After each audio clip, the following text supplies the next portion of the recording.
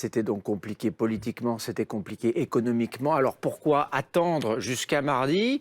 Eh bien, quelles que soient les raisons invoquées par les uns ou par les autres, ce sera mardi, c'est ce qu'a dit Sibeth Ndiaye ce matin chez Jean-Jacques Bourdin. Écoutez.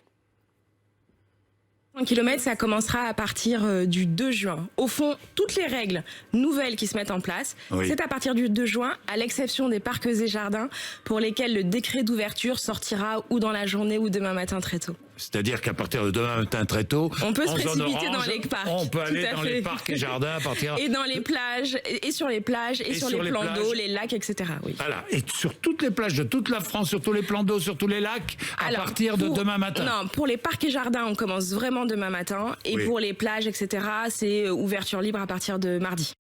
Bonjour Denis Jacob, merci d'être avec nous. Vous êtes secrétaire général du syndicat Alternative Police. Cette règle des 100 km, est-ce qu'elle a été respectée par les Français ? Globalement, elle a été respectée, comme d'ailleurs les règles de confinement ont été très respectées. Pour citer un chiffre, plus de 20 millions de contrôles, et sur les 20 millions de contrôles, on a eu à peine 1 million de verbalisations. Alors ça peut paraître important pour les téléspectateurs, mais proportionnellement, ça reste très faible. Et le débat qui s'est posé pour nous, forces de sécurité, c'est surtout comment faire appliquer ce respect de la règle des 100 km. 100 km, je le rappelle, à vol d'oiseau, et qu'à ce titre, à 1 ou 2 km, il était compliqué de dire est-ce qu'on verbalise, on verbalise pas, en fonction de la situation des gens que l'on contrôlait. Donc pour nous, l'annonce gouvernementale, bien évidemment, est un soulagement, puisque cette règle des 100 km était une mission prioritaire pour les forces de sécurité, et donc une mission supplémentaire aux autres qu'ils assuraient déjà et qu'ils ont continué à assurer pendant toute la période de confinement. Donc ça va permettre à mes collègues, surtout sur le terrain, d'être soulagés de cette mission. La maintenir jusqu'au 2 juin, est-ce que ça rime à quelque chose ? Vous savez, ça fait partie de l'engagement politique qu'il ne m'appartient pas de commenter. Depuis plus de 15 jours, le Premier ministre avait annoncé une révision de la situation au 2 juin.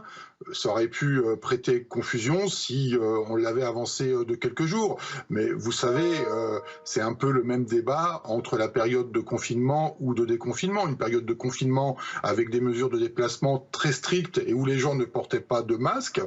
Et puis une période de déconfinement avec des règles beaucoup plus souples de déplacement, avec une protection. Donc voilà, ça a été géré au fur et à mesure des informations sanitaires qui ont été données. Là-dessus, sur est-ce qu'il y a eu des erreurs politiques ou pas, ça c'est pas de mon domaine. Par contre, ça a été très compliqué. Je vais vous poser la question un peu différemment. Alors, est-ce que vous allez la faire respecter jusqu'à mardi? Est-ce que vous avez des consignes strictes en la matière? Bien sûr, on a des consignes qui sont données depuis le déconfinement de faire respecter la règle. Il y a des textes en vigueur, donc nous les appliquerons jusqu'à la date. Mais là aussi, je rappelle que dans la grande majorité des situations, mes collègues ont avant tout fait preuve de pédagogie et de rappel des risques sanitaires avant de verbaliser. Nous n'avons pas eu des consignes de verbaliser à outrance et systématiquement les personnes qui ne respecteraient pas les règles des 100 km. Et puis je me répète, entre quelqu'un qui fait un déplacement de son domicile à Paris, par exemple, jusqu'à Bordeaux, et une personne qui part de Paris pour aller dans l'Essonne et qui dépasserait de quelques kilomètres la règle, bon voilà, il y a le sens de discernement. Mes collègues sont professionnels et ils savent faire la part des choses. Merci d'avoir répondu à nos questions ce matin, Denis Jacob.